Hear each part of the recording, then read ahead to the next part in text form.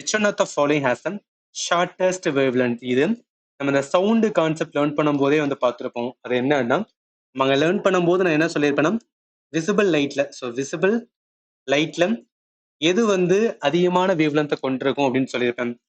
VIBGYOR இருக்கா?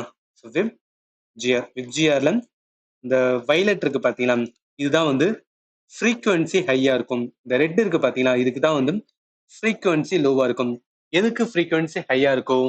அதுக்கு வந்து வேவ் லென்த் என்ன இருக்குன்னா கம்மியா இருக்கும். அப்ப என்ன, இதுக்கு வந்து வேவ் லென்த் வந்து அதிகமா இருக்கும். ஏன்னா வேவ் லென்த் எதுக்கு இன்டைரக்ட்லி ப்ரொபோர்ஷனல் ஃப்ரீக்குவன்சிக்கு. இது வந்து நம்ம விசிபிள் லைட்ல பார்த்தோம். ஆனா இங்க என்ன சொல்றீங்கன்னா கம்ப்ளீட்டா ஸ்பெக்ட்ரத்துல இருக்குது. அதாவது கம்ப்ளீட் ஸ்பெக்ட்ரம் மீன்ஸ் என்னன்னா, இங்க இருக்கு பாருங்களேன், காமா ரேல இருந்து ஆரம்பிக்குமா, gamma, x ray, UV, microwave, infrared and வந்து ரேடியோ. இந்த நடுவில் வந்து விசிபிள் லைட் இருக்கும். இதுக்கு எப்படி நம்ம ரிமெம்பர் பண்ணிக்கலாம்னா, ஆல்வேஸ் ரிமெம்பர் பண்ணுங்க, காமா வேல தான் வந்து மேக்ஸிமம் வந்து, அதாவது அந்த ஃப்ரீக்வன்சி லெவல் அதிகமா இருக்கிறது காமா தான். அட் எண்ட் எங்க வரும்னா ரேடியோ வேவுக்கு வரும். காமால தான் என்ன, ஃப்ரீக்வன்சி ரொம்ப ரொம்ப ஹையா இருக்கும்.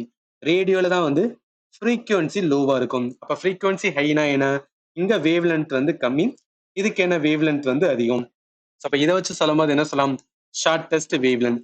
வேவ் லென்த் எதுக்கு ஷார்டஸ்ட்? Gamma ray. அதனால இந்த கொஸ்டினுக்கு ஆன்சர் என்ன வரும், பி தான் வரும்.